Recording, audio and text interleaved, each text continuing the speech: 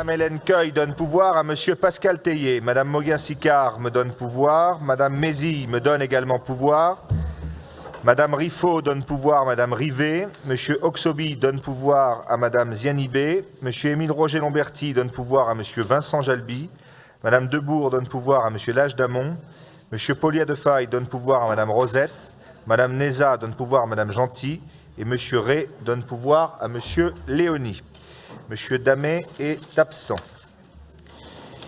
Il convient de procéder à la désignation d'un secrétaire de séance. Et ce secrétariat pourrait être proposé à la commune du Palais-sur-Vienne et il pourrait être proposé à Madame Juste. Si vous l'acceptez, je ne sais pas où vous êtes, Madame. Vous l'acceptez? Merci beaucoup. Le procès-verbal du Conseil communautaire du 10 février vous a été adressé avec les convocations. Avez-vous des remarques à formuler à son sujet? Je suppose que tout le monde l'a lu avec beaucoup d'intention. Pas de remarques, je vous remercie. Avant de passer à l'examen des délibérations, je voulais vous faire part, suite à des échanges que j'ai pu avoir avec la Direction générale des services de Limoges Métropole, d'un certain nombre de points, et donc je vais vous en faire part. En introduction de ce Conseil, je tenais à rappeler 4 principes fondamentaux qui sont indispensables au bon fonctionnement de notre communauté urbaine. Ils permettent de plus à tous de gagner du temps et de l'efficacité. Certains auront peut-être l'impression que j'enfonce des portes ouvertes, mais c'est parce que je constate des dysfonctionnements ou des risques de dysfonctionnement que je me permets d'y revenir. Ces 4 principes très concrets sont des principes du quotidien que nous devons tous appliquer, élus comme administration. Le premier principe, les maires doivent mettre en œuvre leurs compétences et Limoges Métropole les siennes. Limoges Métropole se doit absolument d'associer les maires sur les politiques qu'elles mènent sur leur territoire. J'y veille personnellement et je demande à mon directeur général des services et à ses équipes d'y veiller scrupuleusement. Mais avec la même force, je rappelle ici que c'est à Limoges Métropole de piloter les politiques relevant de ses propres compétences. In fine, c'est Limoges Métropole qui est responsable devant les citoyens de nos territoires et personne d'autre sur le plan juridique. Il ne peut pas y avoir une application de principe de subsidiarité ou d'application de transfert de compétences à la carte, comme cela existe dans certains syndicats. Je demande donc à chacun de nous assurer de cette indispensable répartition des rôles. Un exemple concret, Limoges Métropole est compétente en matière d'aménagement, d'habitat, de mobilité, de lutte contre le réchauffement climatique et de transition énergétique, de développement économique et commercial. Ces politiques se construisent avec les communes, mais dans le respect du pilotage assuré par Limoges Métropole, qui a la responsabilité de leur cohérence à l'échelle communautaire. Et une fois décidées, ces politiques et plans nous obligent tous. Nous devons tous respecter le PLU, et demain le PLUI, le PLH, le PDU, le PCAET, Plan Climat et Air Énergie Territoriale. Derrière ces acronymes parfois un peu barbares se cachent en réalité nos actions les plus structurantes. On les co-construit, puis on les respecte. Un exemple suivant pour être peut-être encore plus concret. En cas de réception en mairie d'un courrier de réclamation ou d'un recours devant le tribunal en matière de planification d'urbanisme et de classification de parcelles, il convient de transmettre sans attendre le courrier à Limoges Métropole, personne publique compétente pour traiter le dossier. Un autre exemple, la réalisation de certains travaux ou opérations souhaitées par une commune qui impliquerait une compétence de Limoges Métropole doivent faire l'objet d'échanges avec les services concernés de l'agglomération. Un deuxième principe, nous devons mettre en œuvre les priorités et la feuille de route que nous avons adoptée. Nous avons décidé ensemble, à l'unanimité de notre projet de territoire en décembre dernier et du PPI, plan pluriannuel d'investissement qui l'accompagne, ce dont les actions continues de ce document qui sont notre priorité. Je demande donc aux vice-présidents, conseillers délégués et à nos services de ne pas s'éparpiller et de ne pas inventer de nouvelles priorités et de mettre en œuvre les 54 fiches actions du projet de territoire. Chacun des 74 élus communautaires, les 20 maires et l'ensemble de nos services doivent concentrer leurs forces en ce sens. Si nous voulons tous pouvoir dire à la fin de ce mandat que nous avons fait bouger les choses et fait ce que l'on avait décidé, ce portage politique solidaire sur ces priorités est donc indispensable. Un troisième principe, les projets doivent se réaliser dans le respect des lois et des règlements. Ça paraît complètement anodin, mais c'est une réalité.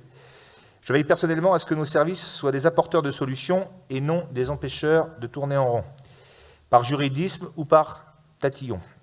par un comportement tatillon. Mais la règle est la règle. Nos fiches actions et plus généralement nos projets doivent être sécurisés pour qu'ils puissent se faire.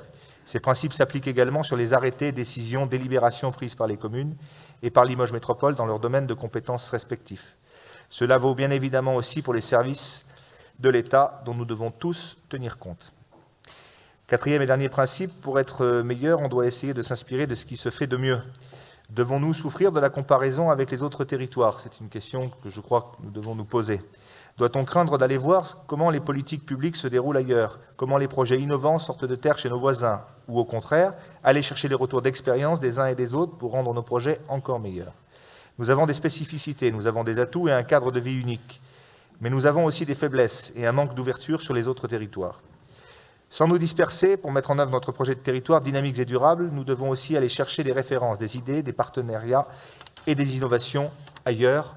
Voilà la façon dont je conçois l'action et le portage de nos politiques publiques pour les années à venir. C'est une règle que je demande à l'administration d'appliquer et je vous demanderai, surtout vous, mesdames et messieurs les maires, de véhiculer ces messages à vos administrations respectives pour plus d'efficacité et d'efficience au bénéfice de nos populations. Je vous propose qu'on passe d'ores et déjà à l'ordre du jour. S'il y a des questions diverses, nous les traiterons en fin de conseil. L'ordre du jour appelle donc à l'examen des différentes délibérations, avec des votes groupés par chapitre, comme à l'accoutumée. Si vous demandez un vote à bulletin secret, vous le faites savoir, ou un dégroupement, ça vous sera bien évidemment accordé. Le premier point de l'ordre du jour appelle à la modification de la composition des commissions thématiques. Suite au décès de Martine Tabouret, conseillère municipale de la commune de Panazol et conseillère communautaire, Madame Valérie Millon a intégré le conseil municipal de Panazol et fait désormais partie de notre assemblée communautaire. Madame Tabouret était membre des commissions administration générale et environnement durable. Il convient donc de désigner un nouveau membre au sein de chacune de ces commissions. Avant de procéder à cette désignation et en hommage à Martine Tabouret, je vous propose d'observer une minute de silence.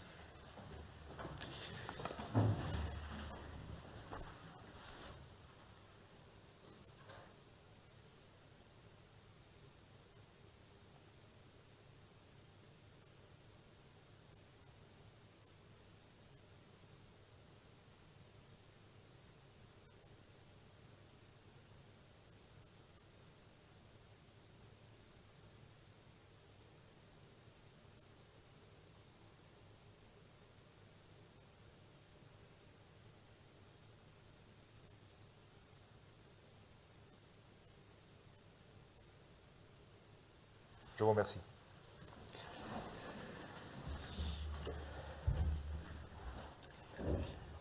Madame Millon, au nom du Conseil communautaire, permettez-moi de vous souhaiter la bienvenue.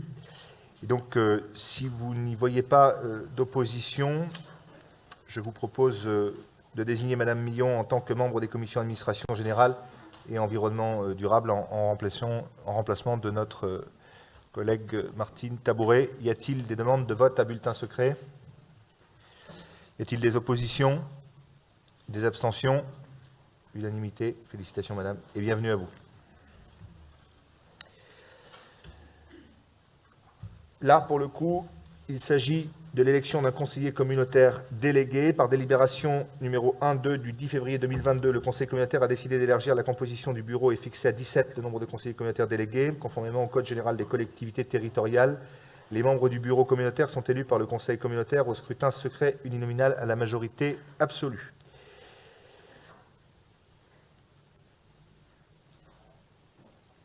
En ce qui concerne, il manque une ligne là, mais c'est pas grave. Donc la proposition qui vous est faite sur la création d'un poste de conseiller communautaire délégué, la candidature de M. Ibrahima Dia. Donc on va procéder aux opérations de vote. Je ne peux pas poursuivre le conseil tant que l'opération de vote se déroule. On peut la poursuivre lorsque le dépouillement sera opéré, mais pas pendant que vous votez. Donc, nous allons procéder au vote pour l'élection de ce conseiller communautaire délégué supplémentaire. Y a-t-il des demandes de prise de parole avant de procéder au vote? Oui. Oui. Oui, Monsieur Miguel. Oui, Monsieur le Président, mes chers collègues, juste une petite remarque. Là, je regardais sur la composition des délégués et je remarquais qu'il y avait 13 hommes et 3 femmes. Et donc, je n'ai bien sûr aucune opposition sur la candidature de Monsieur Ibrahim Adia. Mais par contre, je pense que ce serait un petit peu mieux d'aller vers plus de parité. Je sais que c'est un petit peu compliqué en raison même de l'élection des maires, mais je crois que c'est important de tendre vers cette parité-là. Merci.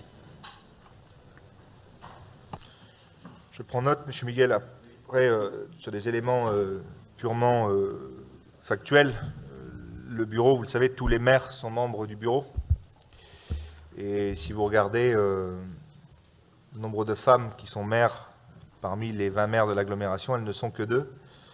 Donc, de fait, ça déséquilibre la parité homme-femme. Pardon. Autant pour moi. Autant pour moi. Autant pour moi. Comment ? Si vous voulez voter pour M. Dia, vous mettez M. Dia. Si vous voulez voter blanc, vous votez blanc. Si vous voulez voter pour vous-même, vous votez pour vous-même. Monsieur Dia ? Monsieur le Président, qu'il me soit permis de vous remercier et de remercier l'assistance et que vous l'aviez dit lors du dernier conseil communautaire. Je ne vais pas entrer dans le contradictoire qu'a posé effectivement M. Miguel, envers qui j'ai du respect. Vous l'aviez dit, ça a été voté à l'unanimité des pairs qu'il s'agissait effectivement de la politique de la ville. Et dans un souci de cohérence, il se trouve que les 9 quartiers prioritaires de la politique de la ville se trouvent effectivement dans la ville de Limoges, quartiers pour lesquels je me bats tous les jours, y compris ces dernières conférences qui sont en train d'être faites par la faculté de droit qui a déployé effectivement sa compétence dans les quartiers. Et sincèrement, la parité que demande M. Miguel, j'aurais aimé, avant de venir dans cette auguste assemblée pour l'affirmer, de l'appliquer en interne. Mais encore une fois, je ne vais pas dans le contradictoire, je me soumets à l'onction de mes pairs ici présents. Et encore une fois, voilà, concernant cette délégation, je m'y donnerai effectivement à cœur si effectivement j'ai votre confiance. Mais sinon, le débat que pose M. Miguel, il est légitime. J'ai beaucoup de respect pour les femmes parce que, de par ma culture.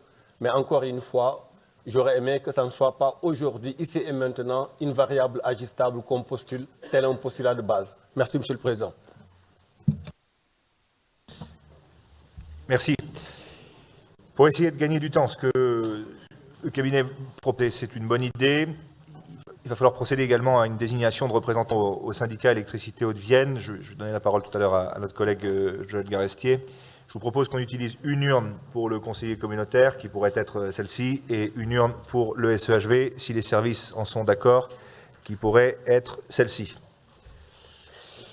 Joël, sur le SEHV ? Oui, Monsieur le Président. Désignation de nouveaux représentants de Limoges Métropole au sein du secteur territorial centre du syndicat d'énergie de la Haute-Vienne, SEHV, suite au décès de M. Gronier, conseiller municipal de la commune d'Éjaux, et à la démission de M. Villoutré de son mandat de conseiller municipal de la commune d'Isle, il convient de procéder à l'élection au scrutin secret de 2 nouveaux représentants en lieu et place respectivement de M. Christian Gronier et de M. Michel Villoutré au sein du secteur territorial centre du SEHV. Merci Joël.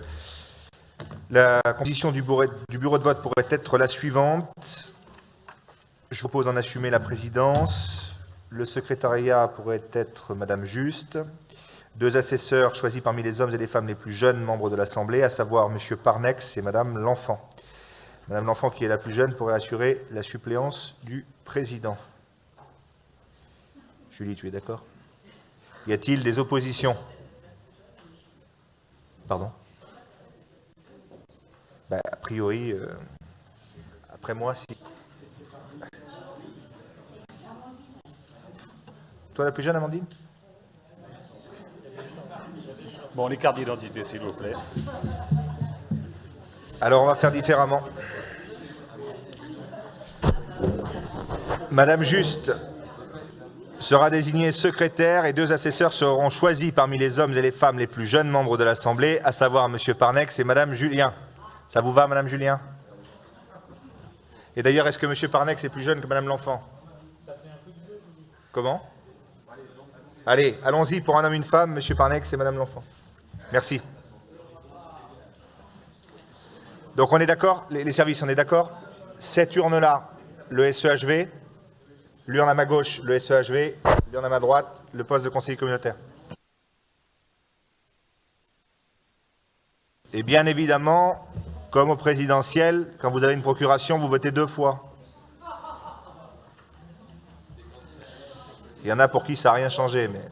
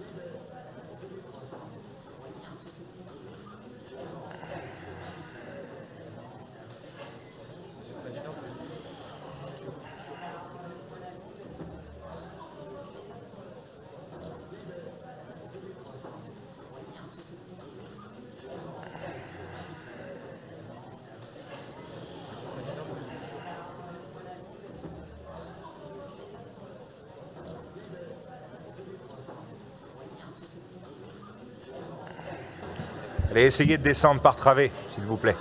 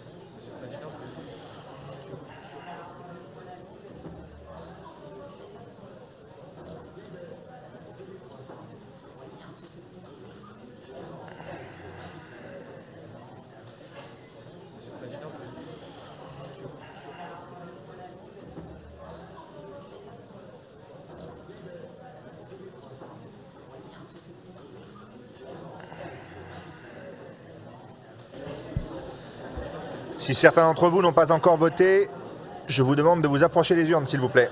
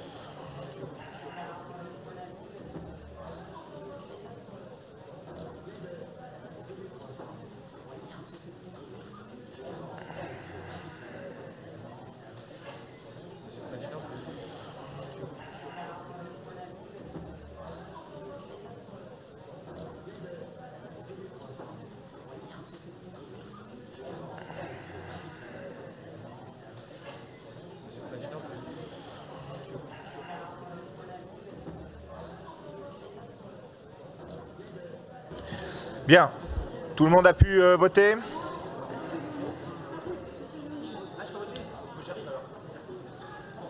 Monsieur Léoni.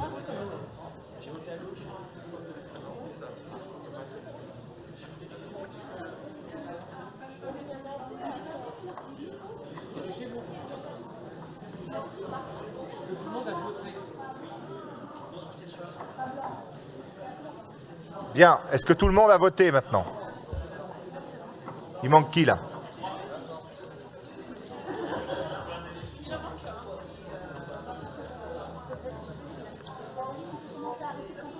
Bon, le vote pour le SEHV est clos.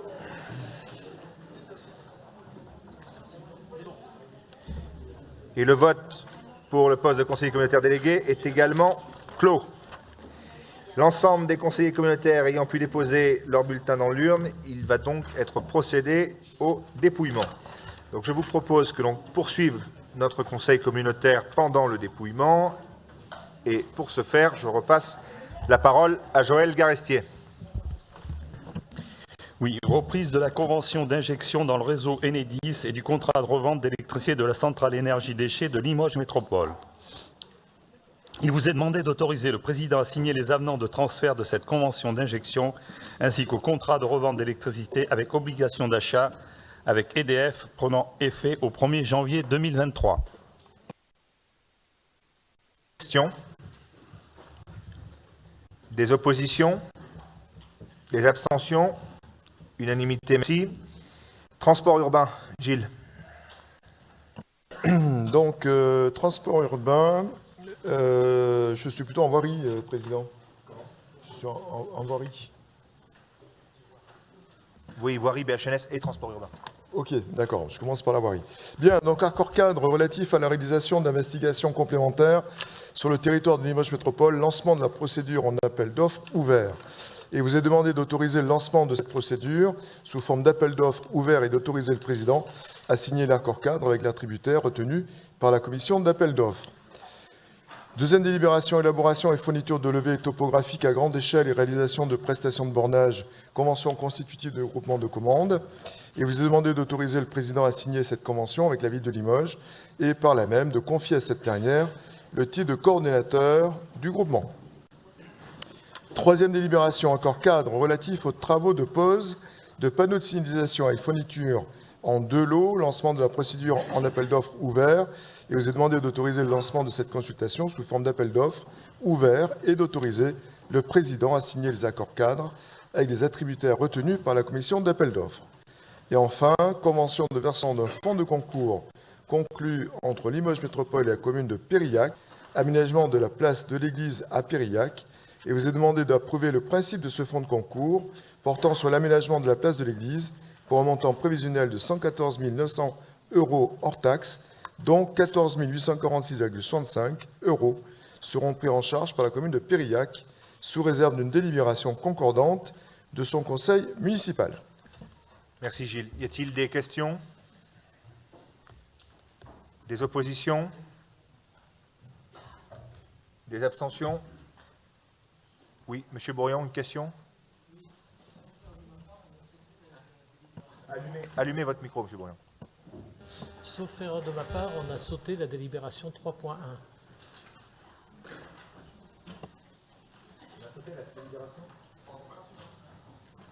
Non, non, non. Non, on l'a lu. Hein. Des questions? Des oppositions? Des abstentions? Unanimité, merci. BHNS? Oui.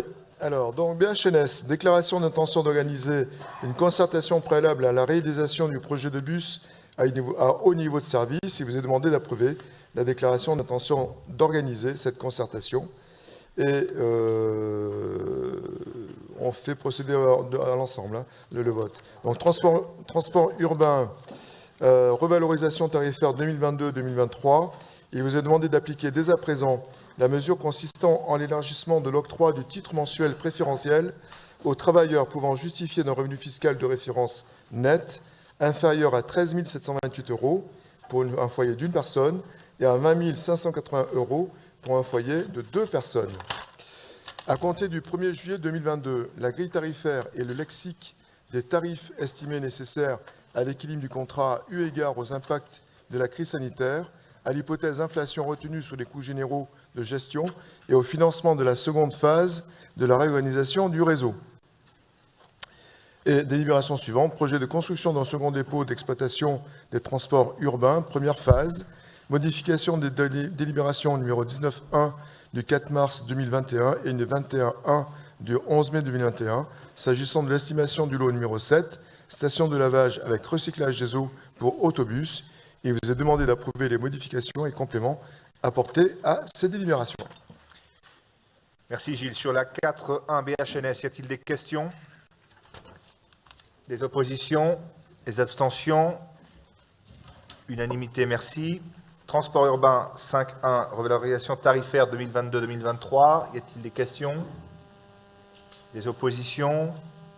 Des abstentions? Unanimité, merci. Et 5.2, des questions? Des oppositions? Des abstentions? Adopté, unanimité, merci beaucoup. Je passe la parole à notre collègue Claude Compin pour vous présenter la partie transport scolaire. Merci. Oui, merci Monsieur le Président. Donc, tarification et abonnement des transports scolaires pour l'année 2022-2023. Il vous est demandé d'approuver ces éléments de tarification, car ceci ne change pas. Voilà. Donc, merci Claude. Des questions? Pardon. Des oppositions? Des abstentions? Adopté, merci. Accord cadre relatif à l'exécution de services de transport scolaire pour les communes d'Oreille, Couzex, Fétia, Le Palais et Panazol. Modification de la délibération numéro 28.1 du 17 décembre 2021. Il vous est demandé d'approuver les modifications et compléments apportés à cette délibération. Merci Claude. Des questions? Des oppositions? Des abstentions? Unanimité, merci. Finances, budget. Pascal, s'il te plaît. Oui, Monsieur le Président, chers collègues, il vous est proposé une grille de tarifs vous a été proposée pour la taxe de séjour, conformément au projet de territoire et à la valorisation de notre territoire. Il vous est proposé d'augmenter légèrement les tarifs applicables à partir du 1er janvier 2023. Vous avez les documents, évidemment, qui vous ont été donnés, sachant qu'on était en dessous de ce qui était pratiqué sur les territoires comparables aux nôtres. Voilà.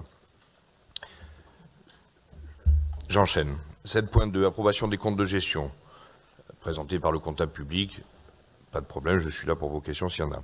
7.3, l'adoption du compte administratif. L'an dernier, à cette même date, à peu de choses près, je vous présentais une situation un peu dégradée du fait de la crise sanitaire. Cette année, je suis heureux de vous présenter une situation qui va mieux, en raison notamment de la reprise de l'activité que vous avez pu vérifier vous-même et en raison des efforts de nos services qui ont réussi à maintenir fortement le fonctionnement. Voilà, toujours est-il que la situation est redevenue à peu près celle que nous espérions, avant, et tant mieux, avant de pouvoir porter le projet de territoire ambitieux que nous avons défini ensemble, et compte tenu des interrogations que nous pouvons avoir sur l'inflation, les taux d'intérêt, les dotations futures, le contexte international, etc., il est bien heureux que nous reprenions une situation à peu près saine à cette date. Merci Pascal. Sur les taxes de séjour, la 7.1, je procède au vote. Y a-t-il des questions? Des oppositions? Des abstentions? Adopté, merci. Sur l'approbation des comptes de gestion, sur le budget principal et les budgets annexes, y a-t-il des questions? Des oppositions? Des abstentions?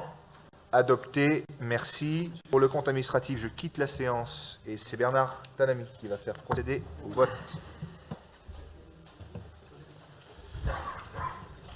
Bien, merci Pascal pour la présentation. Donc pour le compte administratif, le même exercice que nous connaissons toutes et tous sur nos communes. Hein. Le responsable de l'exécutif quitte la salle. Voilà, donc sur ce compte administratif, y a-t-il des oppositions? Des abstentions? Je vous remercie. On va pouvoir rappeler le président.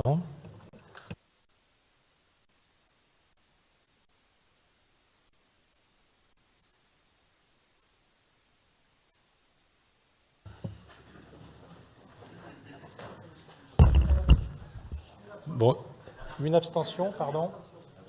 Donc, une abstention, Monsieur Bernard, pour les services. Vous êtes sur un autre sujet, non? Quelqu'un note? Ok, donc c'est bon, c'est noté, ok, merci.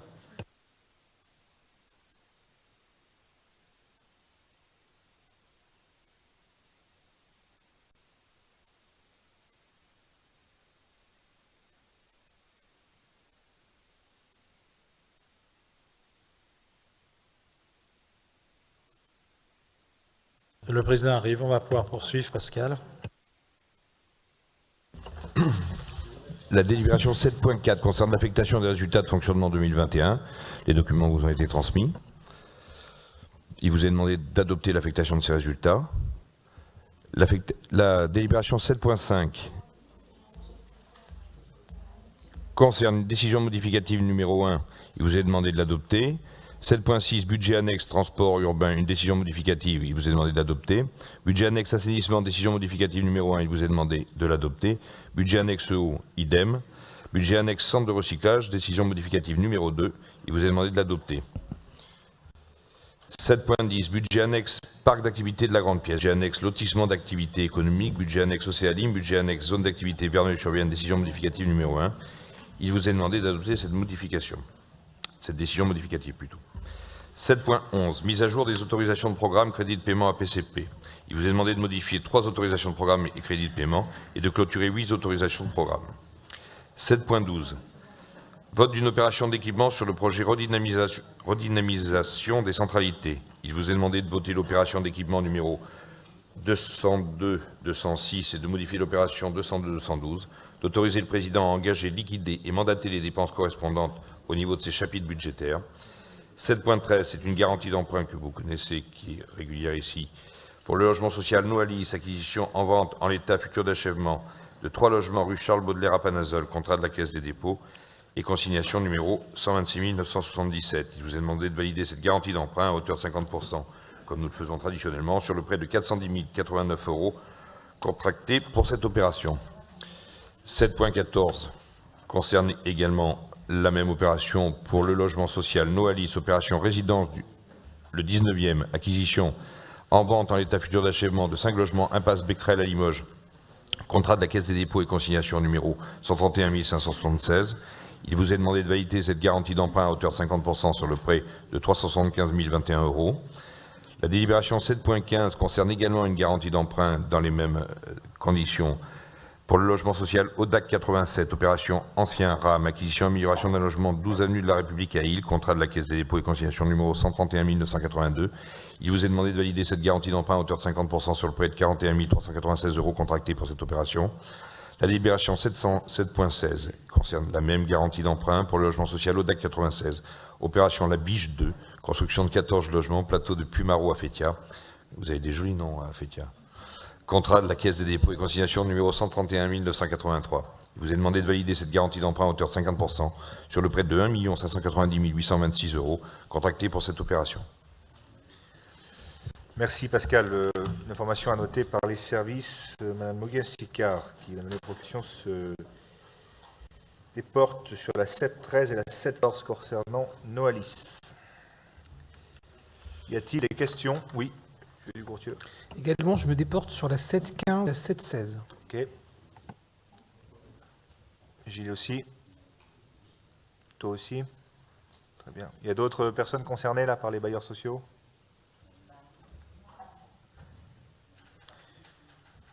Donc Ludovic Giraudy, 7-15, 7-16. Ok. Gilles aussi. D'accord. Merci. Des questions? Des positions? Des abstentions? Adopté. Je passe maintenant la parole à Jean-Luc Bonnet pour nous présenter la partie ressources humaines et moyens généraux. Allume Jean-Luc. Jean-Luc. Comme vous le savez, des élections professionnelles vont être organisées au sein de la fonction publique territoriale le 8 décembre 2022 et donc ce scrutin doit intégrer obligatoirement ce qu'on appelle les évolutions réglementaires qui sont intervenues depuis les dernières élections qui ont eu lieu le 6 décembre 2018. Et en l'occurrence, pour notre PCI, c'est la création du comité social territorial. En l'occurrence, pour faire court, c'est la fusion entre le comité technique et le CHSCT, voilà, qui va donner en fait ce comité social territorial. Donc, en l'occurrence, c'est la fixation du nombre de représentants du personnel et définition donc des modalités d'accueil des avis. Il vous est demandé de fixer le nombre de représentants titulaires du personnel devant siéger au comité social territorial à 5, le nombre de membres suppléants étant identique. De maintenir également le principe de paritarisme et de fixer par voie de conséquence le nombre de représentants titulaires de l'établissement public et de coopération intercommunale à 5 et le nombre de suppléants du même nombre. Et puis enfin, de maintenir le principe de recueil par le comité social territorial et la formation spécialisée de l'avis des représentants de l'administration en parallèle de celui des représentants du personnel. Merci Jean-Luc. Y a-t-il des questions? Des oppositions? Des abstentions? Adopté. Sur la suite, c'est comme tous les 3 ans, c'est le renouvellement en fait, de la convention de mise à disposition du service santé et sécurité au travail entre le centre de gestion de la Haute-Vienne et puis Limoges Métropole. Donc, en l'occurrence, ce service proposé comprend une unité de médecine préventive, composée de médecins et puis d'une infirmière, et puis également une unité de maintien dans l'emploi et risques psychosociaux, donc composée d'une psychologue, en l'occurrence, et d'un ergonome. Donc là, en l'occurrence, il vous est demandé d'approuver le renouvellement de cette mise à disposition et d'autoriser le président à signer la convention afférente. Y a-t-il des questions? Des oppositions? Des abstentions? Adopté, merci. Sur la suite, Pardon. on quitte les ressources humaines, on passe aux moyens généraux sur 2 points. Une convention de partenariat, groupement de fait des départements et autres administrations publiques locales et de la Nouvelle-Aquitaine, avec l'union des groupements d'achat publics, donc l'UGAP en l'occurrence. Il vous est demandé d'approuver l'adhésion de Limoges Métropole à ce partenariat et d'autoriser le président à signer la convention à intervenir avec cet organisme. Voilà, nous sommes sur une estimation ici informatique consommable à peu près à 1,7 million et celui de l'univers véhicule et carburant à peu près à 8 millions. Merci Jean-Luc. Des questions? Des oppositions? Des abstentions? Adopté, merci. Dernier point, concernant un accord cadre relatif aux missions de coordination en faveur de la sécurité et de la protection de la santé des travailleurs de niveau 2 et 3. En l'occurrence, ici, il y a 2 lots. Lancement de la procédure en appel d'offres ouvert. Il vous est demandé, en l'occurrence, d'autoriser le président de cette consultation sous forme d'appel d'offres ouvert et d'autoriser le président à signer les accords cadres avec les attributaires retenus par la convention d'appel d'offres. Voilà, nous sommes sur 2 lots, voirie, mission de niveau 2 et 3, bâtiment niveau également 2 et 3. Des questions? Des oppositions? Des abstentions adoptées. Merci Jean-Luc. Fabien, mutualisation. Oui, Monsieur le Président, merci. Chers collègues, dans le cadre des travaux de mutualisation, il vous est demandé d'approuver le principe d'un approfondissement et donc d'un renforcement de la mutualisation des services qui assurent l'instruction du droit des sols sur le territoire de Limoges Métropole et d'approuver le lancement de cette démarche comme elle a pu vous être présentée en bureau lundi. Oui, Ludovic. Oui, Monsieur le Président, je me suis déjà exprimé en bureau, mais autant le faire devant l'ensemble du Conseil communautaire. J'ai bien relu cette délibération qui lance un approfondissement de la démarche de mutualisation des services d'urbanisme. Bon, moi, je me pose pas mal de questions sur cette démarche, mais du fait qu'elle doit être améliorée pour les 13 communes qui sont déjà dans cette démarche. Moi, pour ce qui me concerne, et pour ce qui concerne sans doute d'autres communes, pour l'instant, je ne suis pas intéressé par la démarche, mais je voulais que vous soyez qu'à la lecture de ce document, donc qui va d'abord s'appliquer à une amélioration du travail conduit pour les 13 communes, et ensuite, elle pourrait, ou pourra, mais c'est bien un futur dans cette délibération et pas inconditionnelle, elle pourra s'appliquer aux autres dès lors qu'elle sera, que la démarche sera incitative et pas obligatoire. Je ne m'opposerai pas au lancement de la démarche. D'autres remarques? Oui, Gilles. Oui, je rejoins Ludovic dans la notion de discussion pour plus tard et non pas d'obligation d'une démarche commune dans les prochaines années, 5-6 ans. On a bien compris que ce n'était pas immédiat. D'autres remarques? Oui, Fabien. Oui, donc, Monsieur le Président, je réitère les propos que j'ai tenus en rapportant cette délibération lundi en bureau communautaire. Donc, nous sommes bien sur une démarche à plusieurs volets. La première, c'est de prendre le ressenti de l'ensemble des 13 communes qui utilisent déjà le service, chose qui, jusqu'à présent, n'avait pas encore été fait jusqu'où on veut l'amener, première chose. Deuxième chose, c'est de pouvoir rembourser les services, et je regrette les propos qui ont été tenus lundi et aujourd'hui. Je pense que les services, qu'ils soient communautaires ou de la ville de Limoges ou de l'ensemble des communes, je pense qu'ils sont tous de très grande qualité et on ne peut pas dire qu'un service soit meilleur qu'un autre, et je déplore et je regrette ces propos.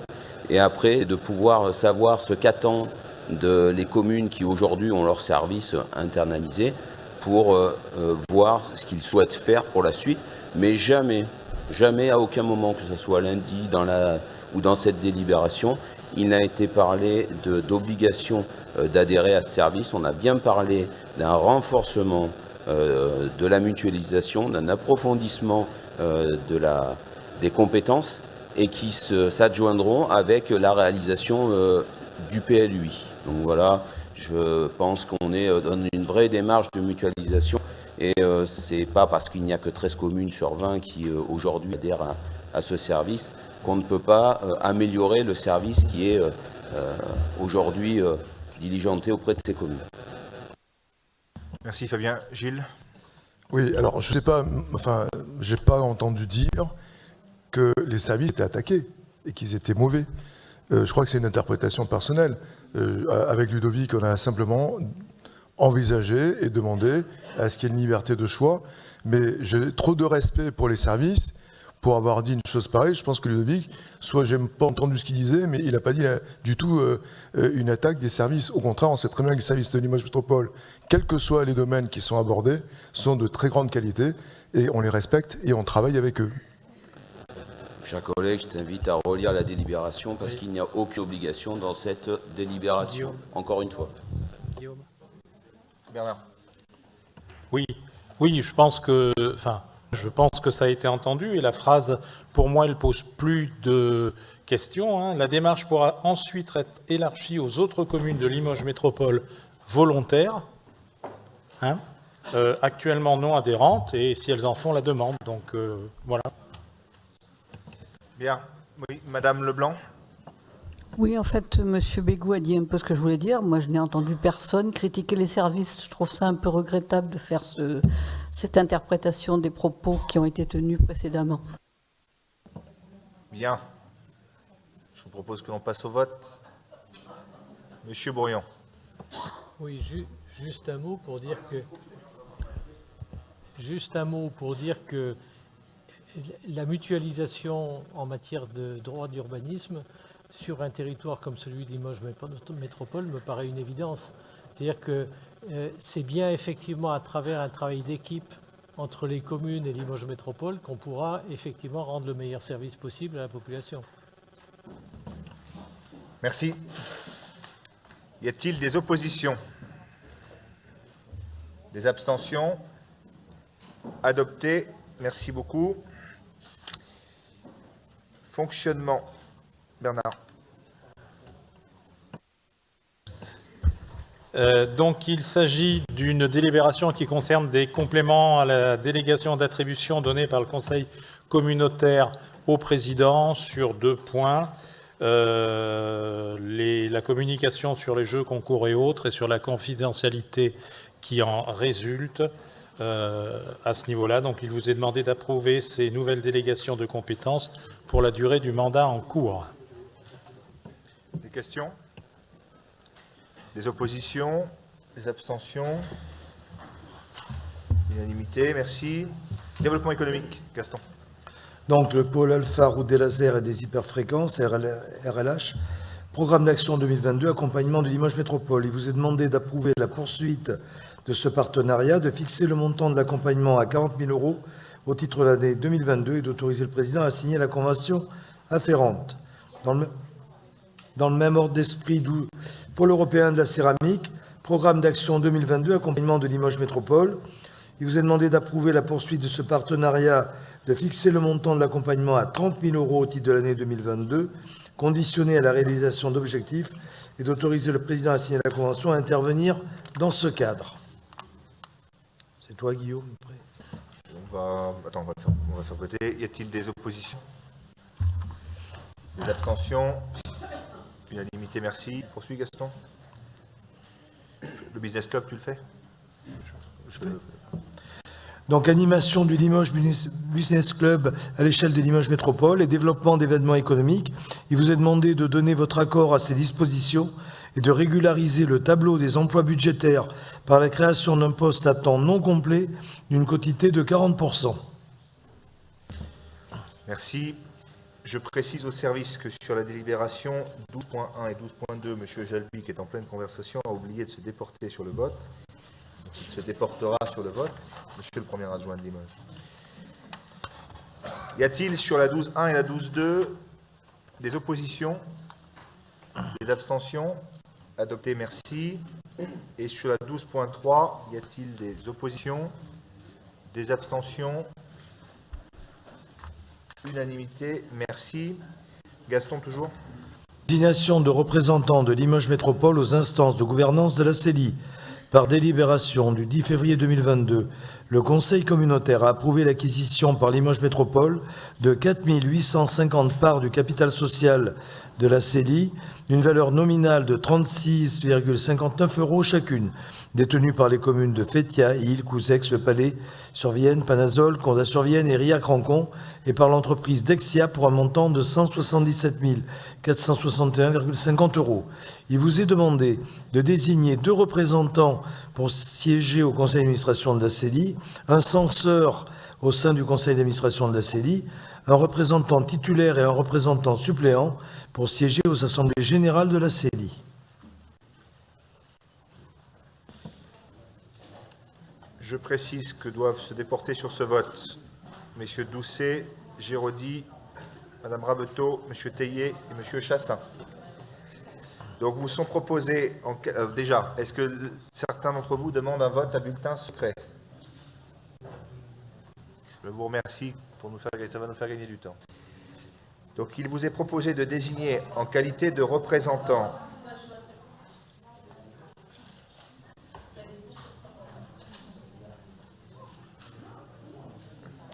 Il vous est demandé de désigner en qualité de représentant M. Fabien Doucet et M. Ludovic Géraudy, En qualité de censeur, Madame Rabeteau.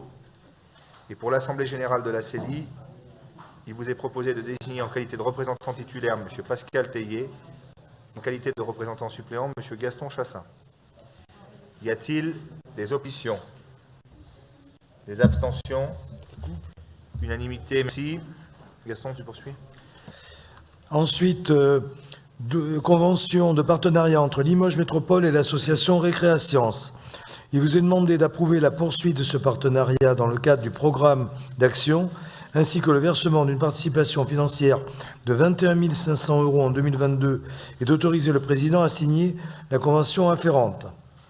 Rallye des Pépites, participation financière à la 6e édition. Vous est demandé d'approuver le partenariat avec la société Vous-Comme-Elle et le versement d'une subvention montant de 10 000 € incluant l'inscription de Limoges Métropole en tant qu'entreprise étape dans le cadre de l'organisation de cette 6e édition qui se déroulera le 7 mai 2022, d'autoriser le président à signer la convention avec cette société. Merci Gaston. Des questions?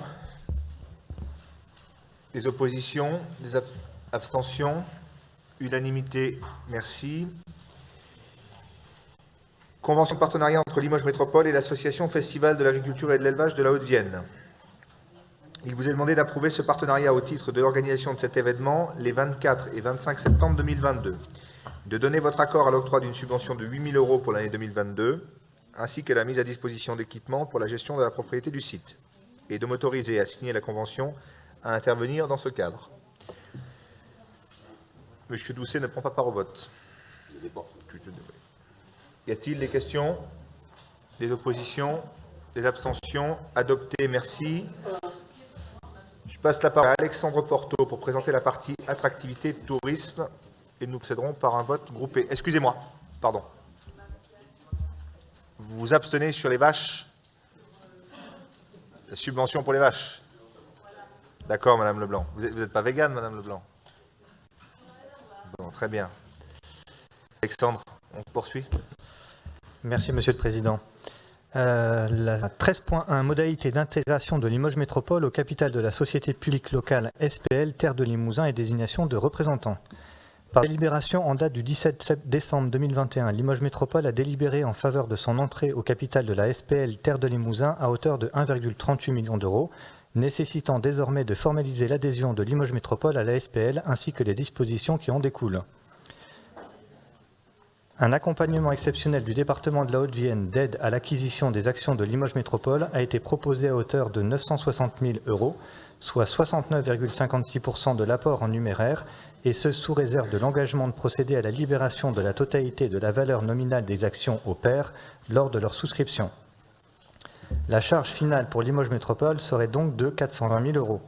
Il vous est demandé sous condition suspensive de la réalisation définitive de l'augmentation du capital et sous réserve de la libération en une seule fois de la totalité de la valeur nominale au pair des actions lors de leur souscription, d'approuver le projet de statut de cette SPL doté d'un capital social de 4,13 millions d'euros, répartis en 826 actions d'une valeur nominale de 5 000 € chacune, d'approuver la composition du capital tel que défini à l'article 6 du projet de statut résultant de l'augmentation de capital, d'autoriser la souscription au capital de cette société à hauteur de 1 380 000 € correspondant à 276 actions de 5 000 €, de désigner un représentant permanent de Limoges Métropole à l'Assemblée générale des actionnaires de la SPL avec faculté d'accepter toute fonction ainsi que tous les mandats spéciaux qui pourraient lui être confiés par les instances de la SPL, d'autoriser les représentants permanents de Limoges Métropole au conseil d'administration de la SPL à accepter toute fonction ainsi que tous les mandats spéciaux qui pourraient leur être confiés par les instances de la SPL, d'autoriser ces derniers à assurer la présidence du conseil d'administration au nom de Limoges Métropole dans le cas où le conseil d'administration les désignerait à cette fonction, d'autoriser les représentants désignés par Limoges Métropole au conseil d'administration de la SPL dans le cas où celui-ci désignerait l'un d'eux en tant que président du conseil d'administration à percevoir une indemnité ou des avantages particuliers dans la limite d'un montant annuel maximum de 5 000 €. D'autoriser les représentants de Limoges Métropole à se prononcer sur la dissociation ou le cumul des fonctions de président et de directeur général de la SPL. de désigner 2 représentants permanents de Limoges Métropole à la commission de contrôle analogue de la SPL qui ne peuvent pas être membres du conseil d'administration et enfin d'approuver le projet de règlement intérieur de la SPL Terre de Limousin.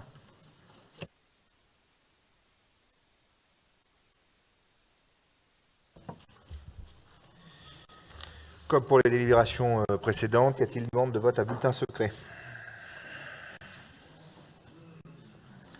Il vous est donc proposé de désigner en qualité de représentante permanente de Limoges Métropole à l'Assemblée Générale des actionnaires de la SPL Terre de Limousin, Madame Rosette, de désigner en qualité de représentant permanent de Limoges Métropole à la Commission de contrôle analogue de la SPL Terre de Limousin, qui ne peuvent pas être membres du conseil d'administration, Monsieur Porto et Madame Boucher.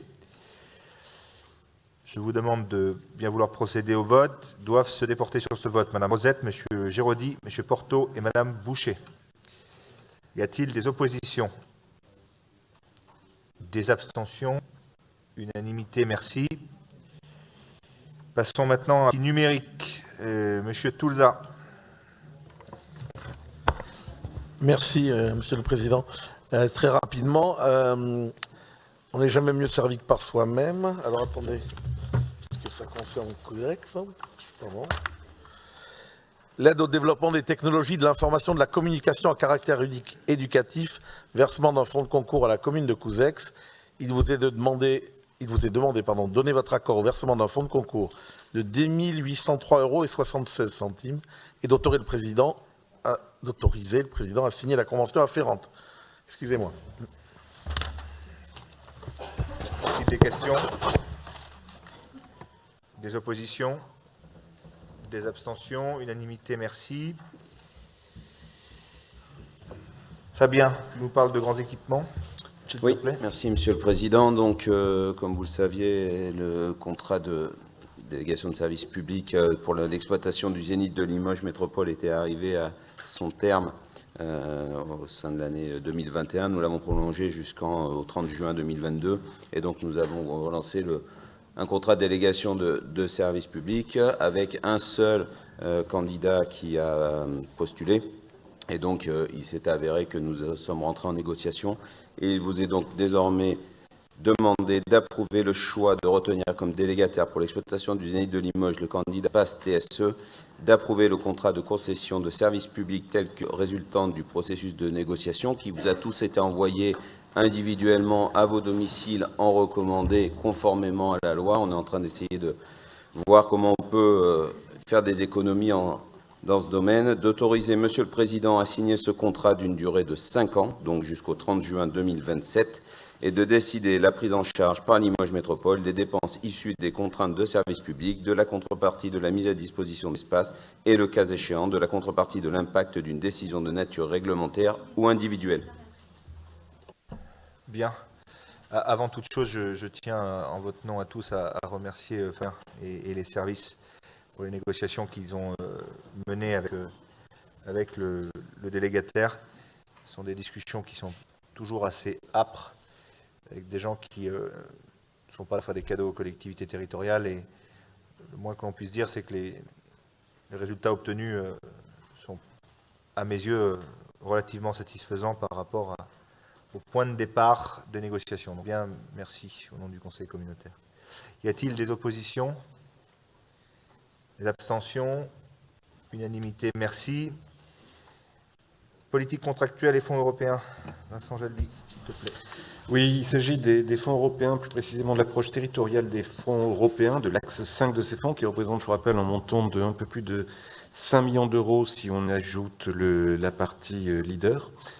Et des modalités de dépôt de candidature que nous devons donc déposer pour le 17 juin. Hier, justement, à Esther a eu lieu une réunion de concertation et je voudrais remercier les deux vice-présidents Bernard Talami et Emilie Rabeteau qui m'ont accompagné pour cette concertation des acteurs locaux qui était très, très riche et dans lequel nous avons pu faire, non pas émerger, mais en tout cas un peu mieux la stratégie que nous allons devoir faire renvoyer pour le 17 juin. Et d'ailleurs, je vous demande de valider l'engagement de Limoges Métropole dans la mise en œuvre de cette stratégie de développement local qui, je vous rappelle, est conjointe avec l'EPCI Élan pour la gestion de l'enveloppe attribuée par la région Nouvelle-Aquitaine, enveloppe européenne donc, de valider l'engagement de l'I-Métropole à porter cette candidature commune pour répondre à l'appel à candidature régionale concernant sa approche territoriale et portée par le groupement d'action locale, de prendre acte des orientations de la stratégie de développement local de territoire de contractualisation et d'autoriser le président à signer et à déposer cette candidature. Merci Vincent. Tout le monde a suivi ce dossier.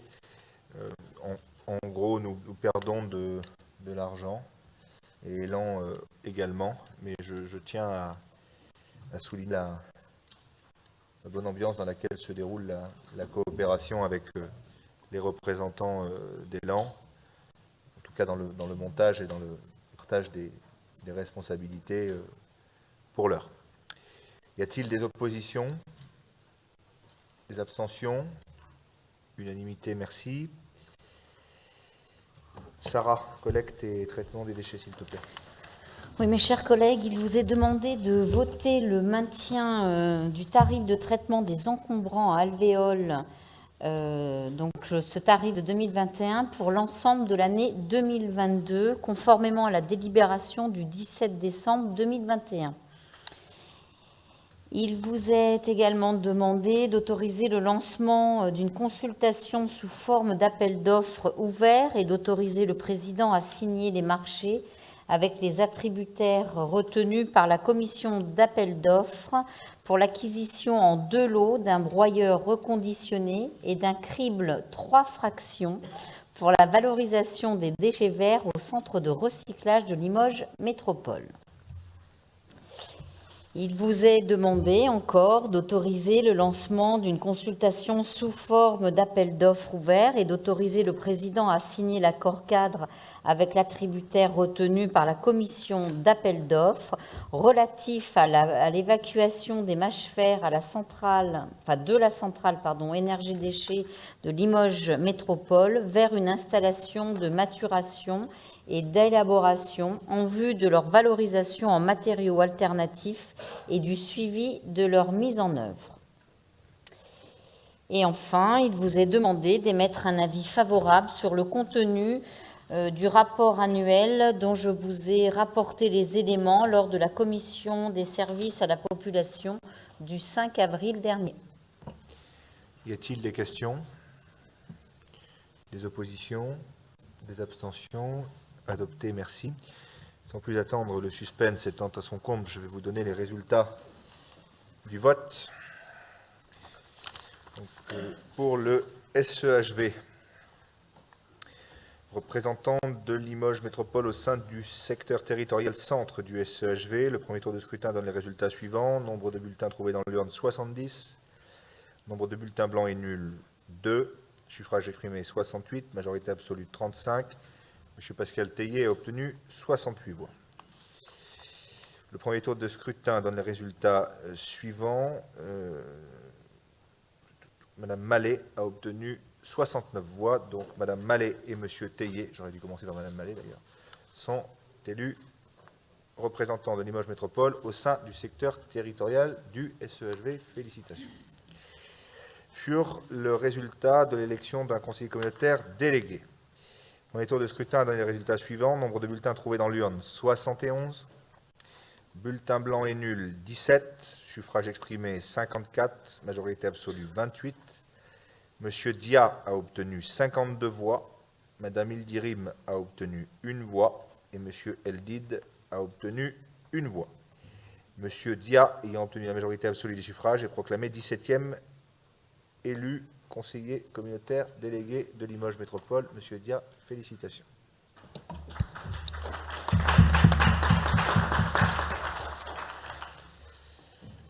Bien.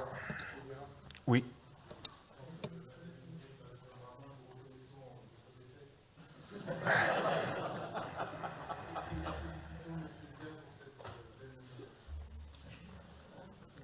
Bien.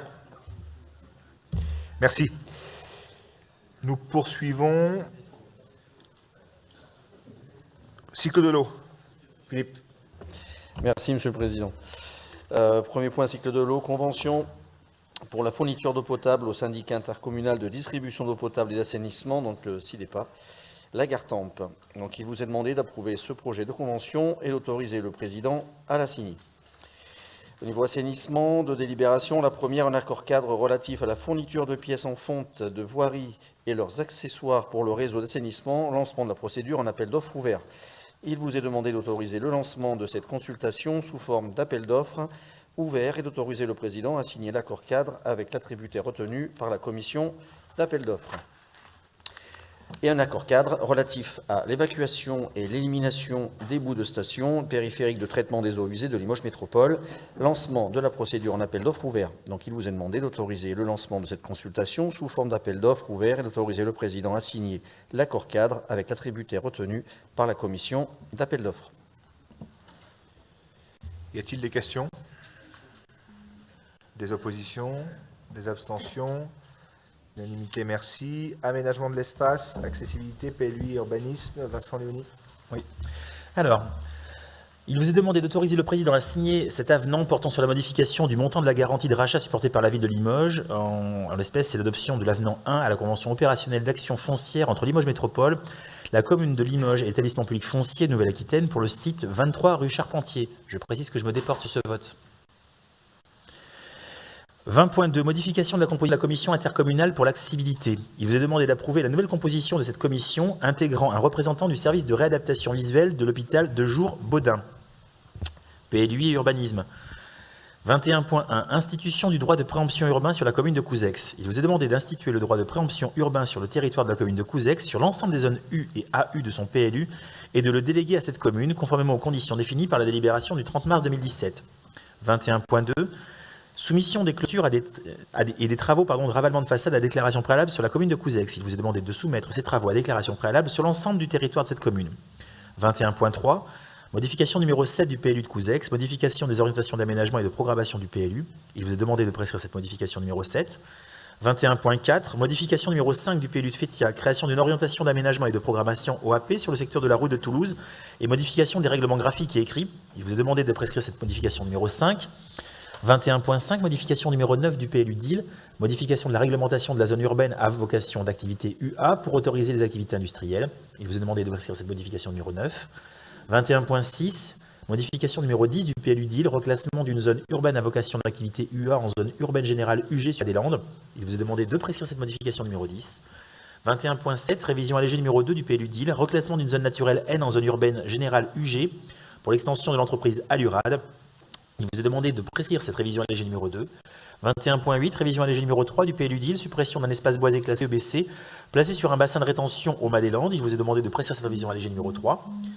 21.9, révision allégée, 21.9, révision allégée numéro 3 du PLU du Palais-sur-Vienne, reclassement d'une zone naturelle N en zone AM, agricole maraîchage. Il vous est demandé de prescrire cette révision allégée numéro 3. 21.10, retrait partiel de la délibération numéro 13.5 du 2 décembre 2021 concernant la modification du PLU du Palais-sur-Vienne relative au reclassement de la zone de développement de loisirs 1AUL en zone UER, économique à vocation de production d'énergie renouvelable. Il vous est demandé de retirer de cette délibération du Conseil communautaire du 2 décembre 2021 le point relatif à ce reclassement et de valider la nouvelle délimitation de zone proposée pour ce dernier. 21.11, modification numéro 5 du PLU de Limoges, création d'une orientation d'aménagement et de programmation OAP sur le secteur de la Cornude. Il vous est demandé de prescrire cette modification numéro 5. 21.12, révision allégée numéro 7 du PLU de Limoges, suppression d'un espace vert d'intérêt patrimonial EVIP et création d'une orientation d'aménagement et de programmation OAP sur le secteur du Grand Teil. Il vous est demandé de prescrire cette révision allégée numéro 7. 21.13, révision allégée numéro 3 du plan local d'urbanisme de la commune de Limoges, arrêt du projet de révision allégée numéro 3 du PLU.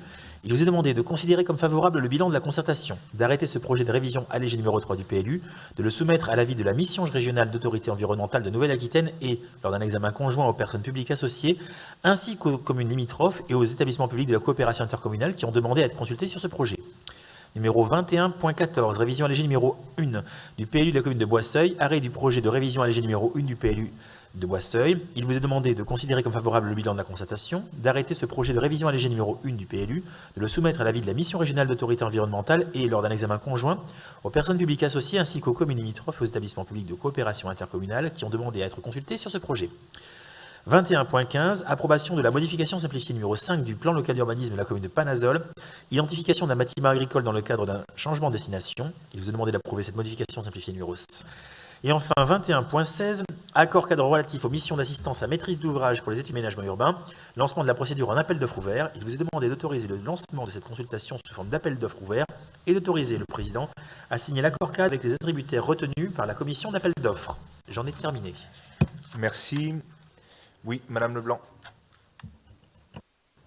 Oui, merci. Je voudrais revenir sur les modalités de concertation. Alors, mon propos ne concerne pas particulièrement les communes concernées par des modifications ou révisions des différents PLU. Mais je suis déjà intervenue dans cette assemblée ou à d'autres, à Limoges, pour évoquer le problème de la faible participation aux enquêtes publiques. Problème qui, pour moi, relève d'un problème démocratique sur lequel je souhaitais alerter. Si on revient, par exemple, sur l'enquête sur le quartier des Cassots, 13 participations à l'enquête publique, j'étais intervenue sur ce sujet, et pourtant, une salle à Jean Gagnant pleine de gens fortement concernés et intéressés pour une réunion publique qui a suivi. Donc moi, je reviens là-dessus, j'insiste, je suis désolée, dans le compte-rendu de cette rencontre publique à Jean Gagnant, le populaire titrait « Débat tendu entre élus et habitants autour du futur aménagement des Cassots ». Donc ce sont des faits, hein, les enquêtes publiques amènent peu de monde. Je fais partie des gens qui sont convaincus que les élus doivent s'interroger sur des façons différentes, plus proches des gens, de les amener à s'exprimer. Mes interventions précédentes se sont heurtées à une fin de non-recevoir. Je me rappelle très bien, Monsieur Guérin, vous m'aviez dit « nous respectons la loi, hein, c'est la loi », faisant même référence à notre ancien président, Gérard Van den Broek. Ça ne résout pas le problème. Pour moi, il y a vraiment un problème. Enfin, pour moi, quand je dis pour moi, je ne suis pas la seule à le regretter. Et il me semble que ce problème, en ces temps de forte abstention aux élections, devrait être pris en considération d'urgence. Donc, je vous demande, Monsieur le Président, de ne plus vous contenter de respecter la loi, mais d'essayer de promouvoir des modes d'information et de concertation beaucoup plus accessibles au plus grand nombre de nos concitoyens. Merci. Madame Leblanc, sur le fond, je vous redis ce que je vous ai déjà dit. Il y a un cadre légal, nous respectons le cadre légal. Après, sur la forme, ce que vous relevez, je pense, la majorité d'entre vous peut y souscrire. On peut que regretter, nous ne pouvons que regretter la faible participation de la population sur ces enquêtes publiques. Mais encore une fois, je crois que c'est un fait global. La réalité, c'est que malheureusement, il y a une démobilisation d'une grande partie de nos concitoyens pour la chose publique en général. 16 millions de bulletins blancs et nuls aux élections présidentielles, c'est-à-dire un tout petit peu moins que ce que le président de la République a obtenu au second tour face à l'extrême droite. Une démobilisation dans les milieux associatifs, vous le voyez tous les jours. Une perte d'engagement citoyen qui s'est renforcée ces dernières années et peut-être encore plus depuis le Covid. Donc, Madame Leblanc, sur la forme, je souscris à ce que vous dites. Je vais vous redonner la parole. Moi, si vous avez des pistes de travail qui peuvent nous permettre d'expérimenter tout en respectant le cadre légal, de nouvelles façons de fonctionner, vous nous le transmettez, on regardera juridiquement si c'est possible avec les services, et on peut tout à fait expérimenter des choses. Maintenant, nous ne pouvons que, aujourd'hui, nous contenter d'une action qui est bordée par le cadre légal. Maintenant, si vous avez des pistes de travail, faites-le nous savoir, et s'il y a des choses qui peuvent être expérimentées auprès de nos populations sur quelques enquêtes publiques données, on peut tout à fait se prêter à l'exercice de l'expérimentation. Pas d'opposition sur le sujet. Je vous redonne la parole. Oh, mais je me ferai un plaisir de contribuer à une recherche quelconque, une expérimentation quelconque. Vous avez dit, si j'ai bien compris votre propos en introduction, qu'il pouvait être intéressant d'aller chercher ailleurs ce qui se fait de mieux. Et il y a déjà des choses qui se font ailleurs, différentes, différentes qui permettent de mobiliser la population. Quant au désintérêt de nos concitoyens pour la chose publique, il faut quand même, je veux bien, hein, oui, au niveau des élections, c'est un fait. Au niveau de certains engagements, peut-être, c'est un fait. Quand on voit le nombre de mobilisations de petites associations qui œuvrent au quotidien dans tous les territoires de notre beau pays, c'est faux. Beaucoup de gens s'investissent simplement autrement. Et c'est peut-être là qu'il faut trouver des solutions pour aller faire le lien entre ces formes d'engagement-là et les enquêtes publiques et l'urbanisme dans nos communes. Faites-nous des propositions, dès lors qu'elles respecteront le cadre légal, nous les étudierons avec bienveillance. Y a-t-il d'autres remarques? Des oppositions? Simplement pour vous dire que Madame Riffaut ne prend pas part au vote concernant la délibération merci, 21 Madame à 14. Rivet, tout à fait. Merci beaucoup. Des oppositions, des abstentions? Adopté, merci. Affaires foncières, Jacques Roux.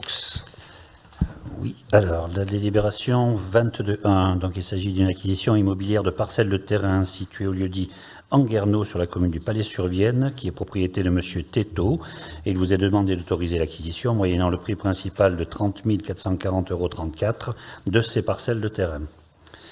La délibération 22.2. Donc il s'agit de l'acquisition de 6 parcelles de terrain situées à Bonnac-la-Côte au lieu-dit l'Évergne et le Bajaillou, donc qui est propriété des consorts Provo. Donc il vous est demandé d'autoriser l'acquisition de ces parcelles moyennant le prix principal de 6 400 €. 6 400 €. La 22.3, l'acquisition immobilière de 2 parcelles à Chaptelat au lieu-dit Le Mas-dehors, donc qui est propriété de M. Cusson. Donc il vous est demandé l'acquisition à l'euro symbolique de ces parcelles de terrain. La 22.4, il s'agit d'acquisition d'une parcelle de terrain à Chaptelat, toujours au lieu-dit Mazeretta, donc propriété des consorts Gourceau et Catherine. Il vous est demandé d'autoriser l'acquisition moyennant le prix principal de 40 000 € de cette parcelle de terrain. La 22.5, acquisition d'une parcelle de terrain sur la commune de Couzex, rue de l'Ajoux, propriété de monsieur et madame Prébeau. Il vous est demandé d'autoriser l'acquisition moyennant le prix principal de 250 € de cette parcelle. La 22.6, une acquisition immobilière d'une parcelle de terrain située à Limoges, rue Sainte-Claire, propriété des consorts Seignol. Il vous est demandé d'autoriser l'acquisition à l'euro symbolique de cette parcelle de terrain. La 22.7, il s'agit d'une acquisition immobilière donc au profit de Limoges Métropole sur la commune de Limoges, avenue du Général Leclerc, propriété de madame Merlier. Il vous est demandé d'autoriser l'acquisition moyennant la somme de 90 000 € net vendeur de cette parcelle de terrain. La 22.8, acquisition de 2 parcelles de terrain à Éjau, dans le bourg, propriété de madame Mazin, veuve Laplanche. Il vous est demandé d'autoriser l'acquisition à l'euro symbolique de ces parcelles de terrain. La 22.9, il s'agit d'une désaffectation qui porte déclassement d'une emprise publique en vue d'un échange de terrain entre Limoges Métropole et monsieur Éric Pascal Leblois, au lieu de la Villate sur la commune d'Éjau. Donc il vous est demandé de prononcer la désaffectation et le déclassement des parcelles 1171-1172 en vue de leur transfert dans le domaine privé de Limoges Métropole et d'autoriser le président à procéder sur le principe d'un échange sans soult à l'acquisition de la parcelle 1170 et à la cession en échange des parcelles 1171 et 1172. La délibération 22.10. Il s'agit de la désaffectation portant déclassement d'une emprise de domaine public routier, rue de la Grange de Boueille, à Vérac, en vue de sa cession aux époux Pilaire. Donc, il vous est demandé aussi de prononcer la désaffectation d'une partie du domaine public, d'une surface de 7 mètres carrés, de la déclasser en vue de son transfert dans le domaine privé de Limoges Métropole et de vendre cette parcelle moyennant le prix de 70 €.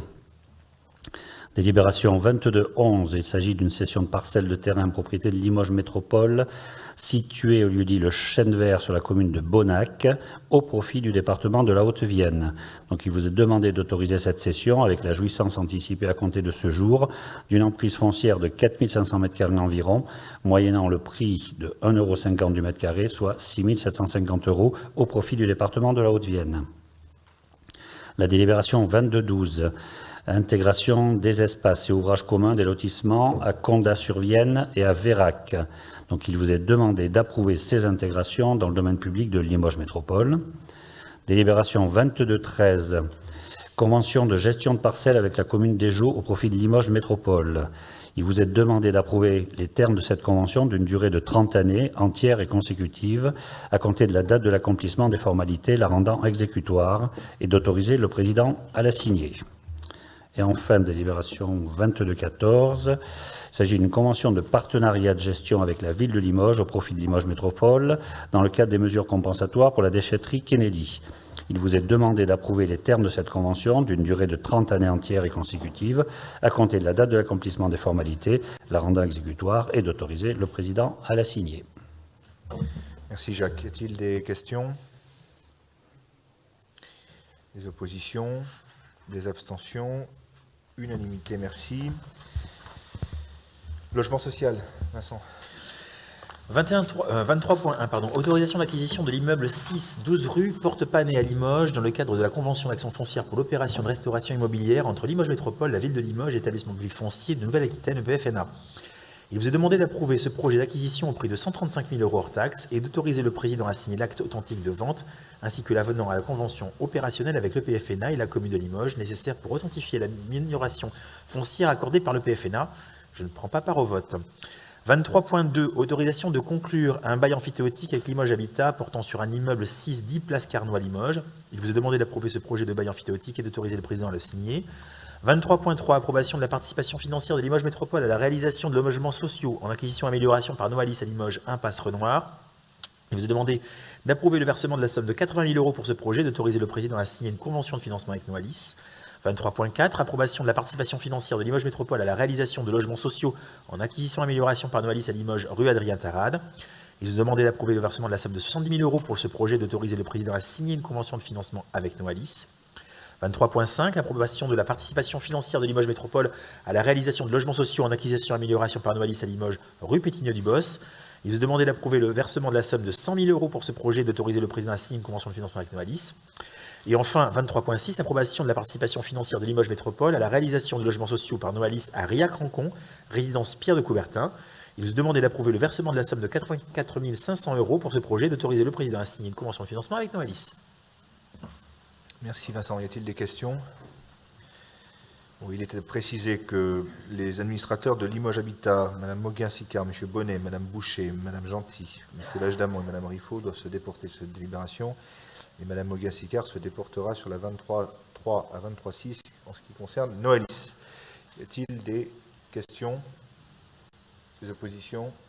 Des abstentions? Unanimité, merci. Vincent, toujours. 23.7, renouvellement du mandat de Limoges Métropole en tant qu'administrateur, au conseil d'administration de Noalis. Il vous est demandé d'approuver ce renouvellement pour une durée de 3 ans et de désigner un représentant de Limoges Métropole pour siéger au sein du conseil d'administration et de Noalis en qualité de représentant permanent. Y a-t-il une demande de vote à bulletin secret? Donc la candidature de Mme Moguin-Sicard, qui vous est proposée en tant que représentant permanent, elle ne participera pas par mon intermédiaire au vote. Y a-t-il des oppositions? Des abstentions? Unanimité, merci. Vincent. Et enfin 23.8, adoption de la convention financière et partenariale avec l'agence immobilière sociale AIS pour 2022. Il vous est demandé d'approuver la poursuite de ce partenariat ainsi que le versement d'une subvention de 30 000 € pour l'année 2022 et d'autoriser le président à signer la convention à intervenir dans ce cadre. Des questions? Des oppositions? Adopté, merci. Madame Rivet, politique de la ville, pour Madame Riffaut. Merci, Monsieur le Président. Délibération 24.1, plan local pour l'insertion et l'emploi de Limoges Métropole, renouvellement du marché des référents de parcours, lancement de la procédure adaptée. Il vous est demandé d'autoriser le lancement de cette consultation sous forme de procédure adaptée et d'autoriser le président à signer les accords cadres avec les attributaires retenus. Délibération 24.2, soutien à la mise en œuvre d'une formation itinérante cuisine mode d'emploi. Il vous est demandé d'approuver le versement d'une subvention de 12 000 € pour la mise en œuvre de cette action par l'association Panorama et d'autoriser le président à signer la convention de partenariat 2022 à intervenir dans ce cadre. Des questions? Des oppositions? Des abstentions? Adopté, merci. Émilie, biodiversité, aménagement des rivières. Alors, la 25.1, convention de transfert de maîtrise d'ouvrage relative à la mise en place d'une gestion éco-pastorale de terrains communaux à Fétia. Il vous est demandé d'approuver le principe de cette convention et d'autoriser le président à la signer. 26.1, prévention des inondations, convention de coopération avec l'établissement public territorial du bassin de la Vienne, EPTB Vienne. Il vous est demandé d'approuver ce projet de convention concernant l'élaboration en commun d'un état des lieux diagnostique et d'une stratégie d'intervention en matière de prévention des inondations sur le bassin médian de la Vienne, correspondant au territoire de compétence de Limoges Métropole et du CIGIV, et d'autoriser le président à signer cette convention. Y a-t-il des questions ? Des oppositions, des abstentions, adopté, merci. Trame verte et bleue. Alexandre ? 27.1, convention de mise à disposition du kit pédagogique sur le thème de la trame nocturne. Il vous est demandé d'approuver le prêt à titre gracieux de ce kit ainsi que la convention type à intervenir avec les différents utilisateurs et d'autoriser le président à signer les conventions bipartites correspondant à chaque demande de prêt. Les conventions ont été fournies lors des envois de documents. Merci. Des questions? Des oppositions? Des abstentions? Adopté. Réseau de chaleur, Joël?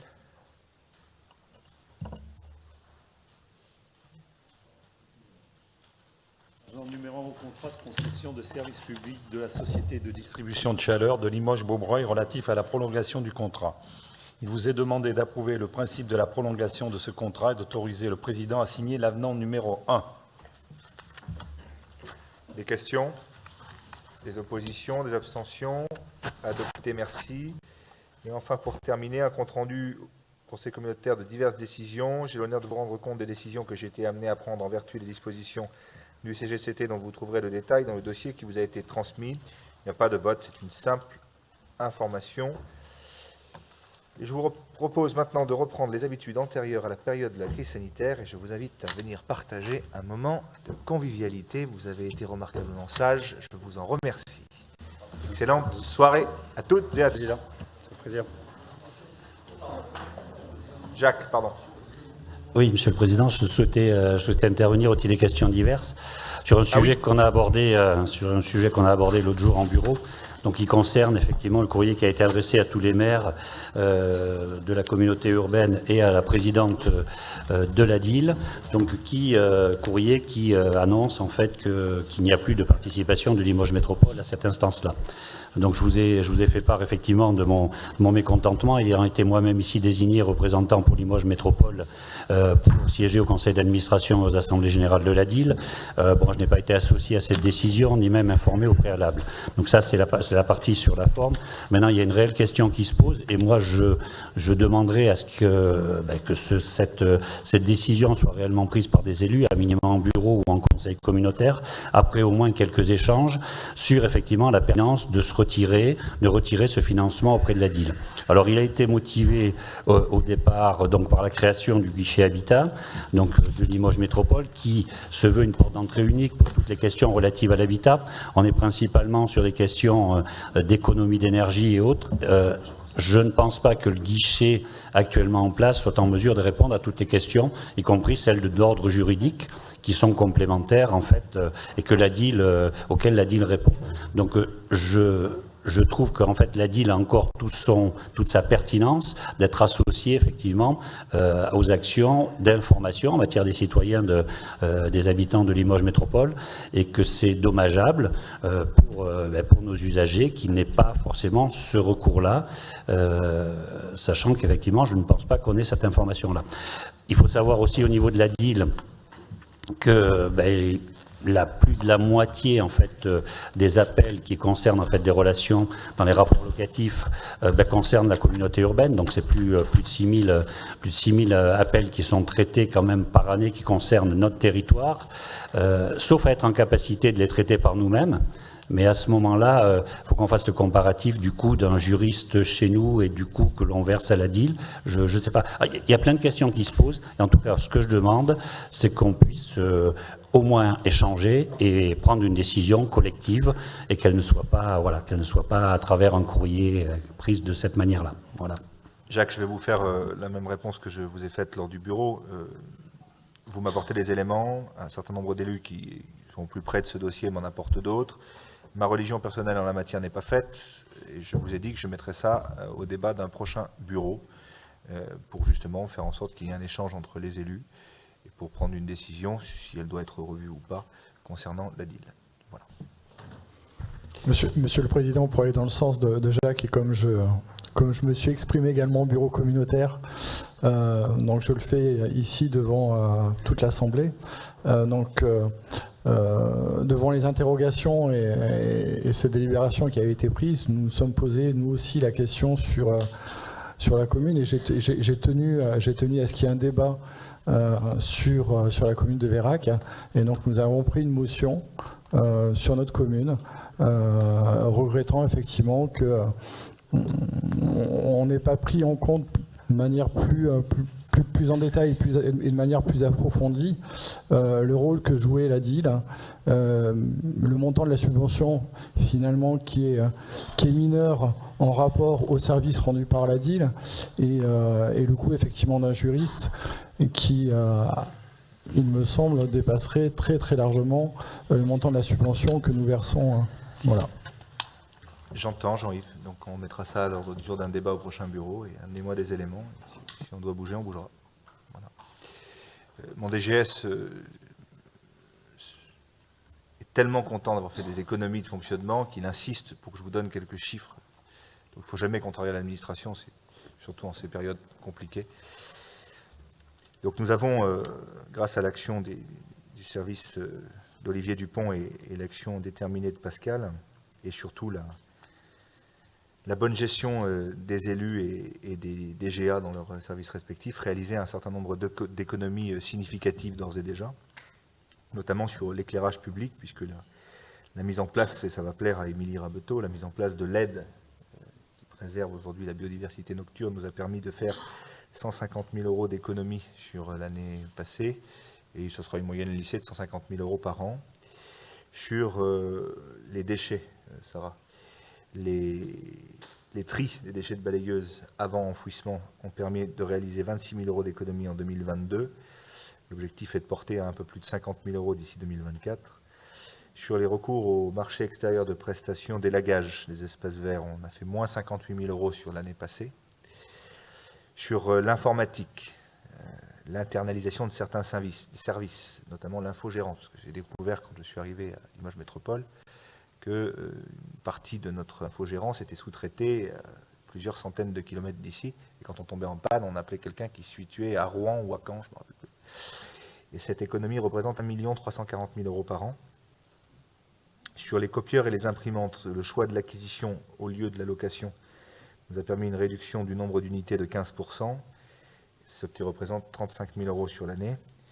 Et sur le papier, nous sommes vertueux, puisque nous sommes à moins 10% de papier consommé. Il y a un audit qui sera lancé sur le parc automobile de Limoges Métropole dans toutes les directions, puisqu'il semble qu'il y ait certains services où on atteint quasiment hors véhicule, enfin au-delà de la nécessité de service, on atteint quasiment un véhicule par agent. Donc je pense qu'il faut rationaliser tout ceci. Voilà en gros ce que je peux vous dire. Un audit qui est également fait sur nos assurances, puisque le coût des assurances pour les collectivités territoriales ont explosé ces dernières années. Mais là, pour le coup, il a vraiment explosé, puisqu'on fait presque x3 par rapport à 2019. Donc là, je pense qu'il y a aussi de la rationalisation à avoir.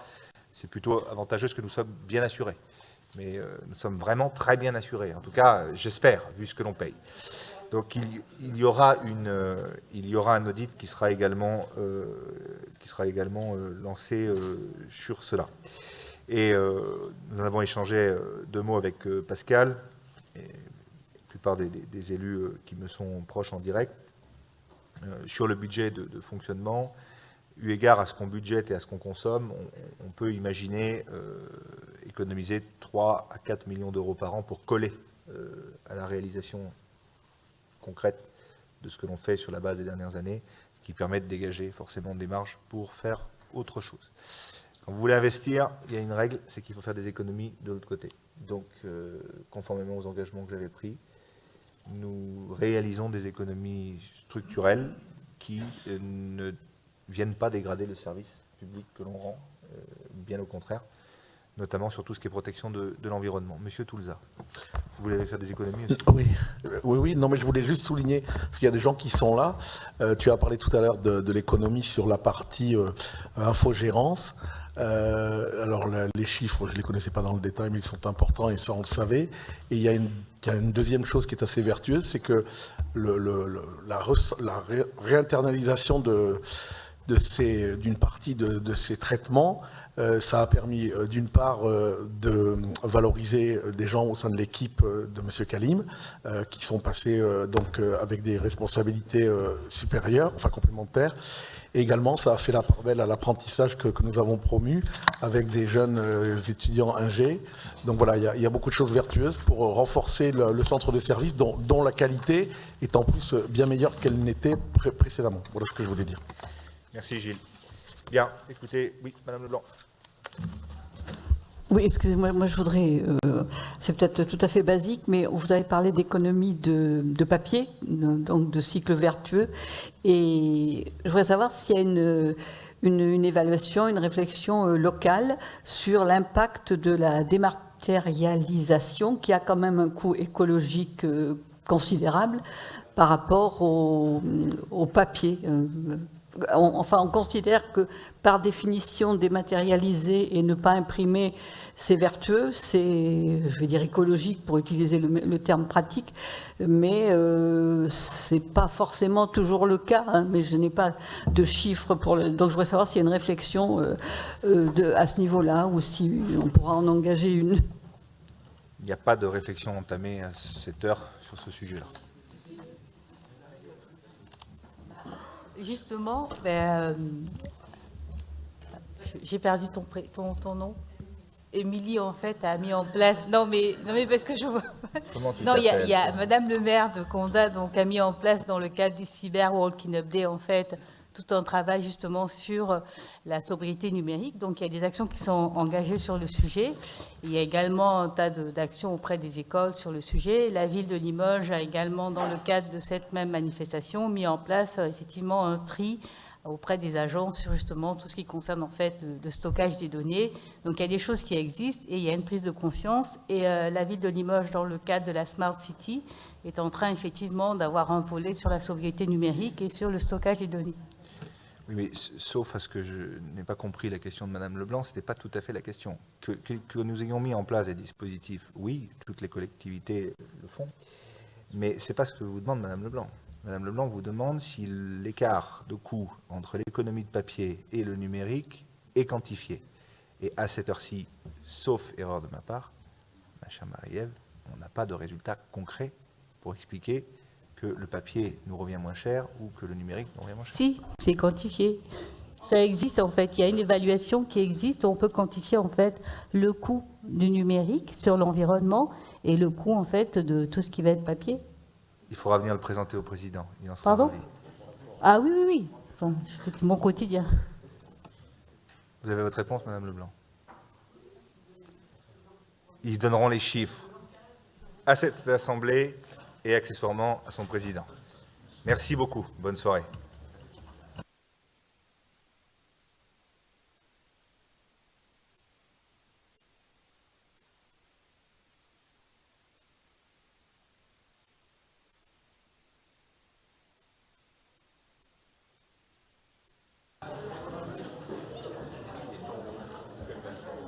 T'arrives ?